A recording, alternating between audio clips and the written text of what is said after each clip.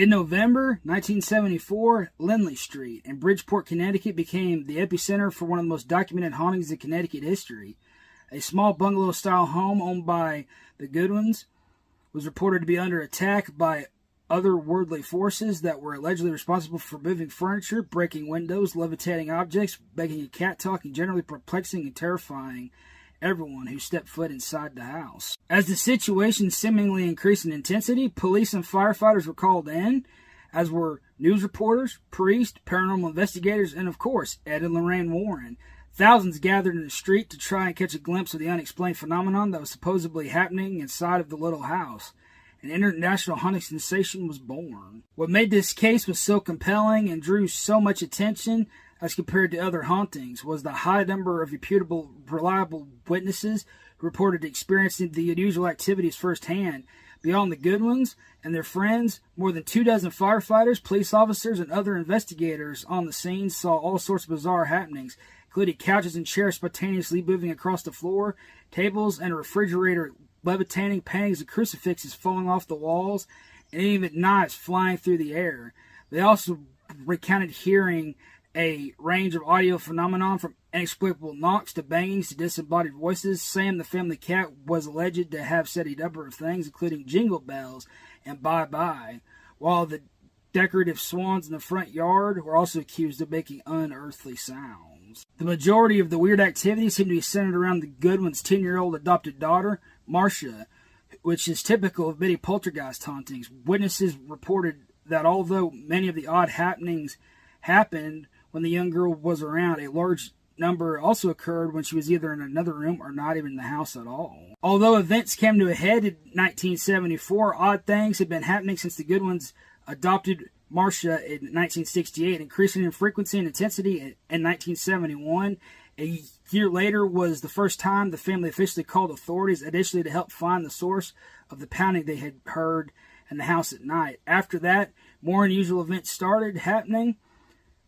Doors opening and closing themselves, as well as items being found in random places around the house. The family repeatedly called in the police to search for a cause to it all, but despite thorough investigations, nothing definitive was ever discovered. Activity reached a peak in November 1974, and by that time a number of investigators, including the Warrens, members of the American Society for Psychological Research and Psychological Research Foundation, and additional to the police, had staked out the house. They conducted interviews with family members, including Marcy, and detailed a number of seemingly inexplicable happenings.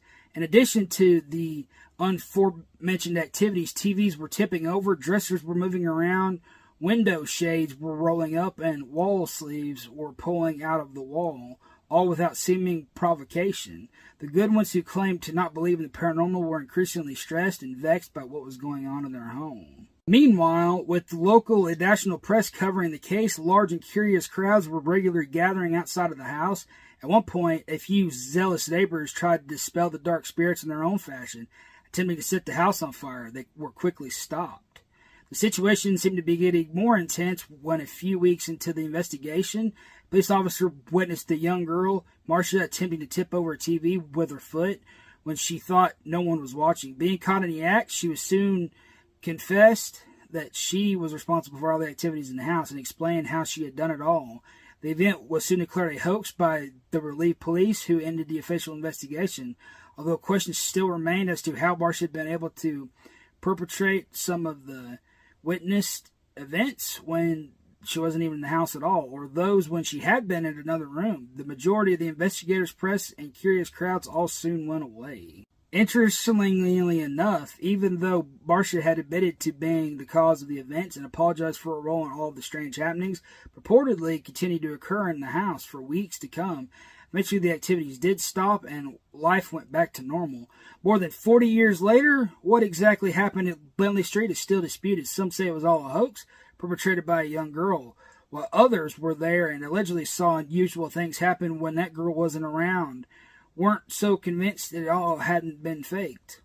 One thing is for sure, it's one of the most interesting and famous haunted cases in Connecticut history. If you go, although the house at the center of Lindley Street is still standing, I'm going to discourage you guys. The people who live there now are strongly and ask that everyone respects their privacy. The current owners have no interest in discussing the house's history, and of course, there is no trespassing on the property. Guys, always remember that if you're going to go to a paranormal place, there's been happenings there, but people want to be respected and left alone. Be sure that you don't try to go up, don't try to trespass, don't try to intrude on them.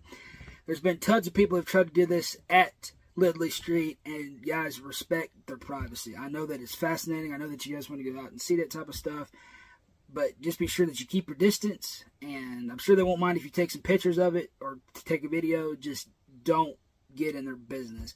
God bless each and every one of you.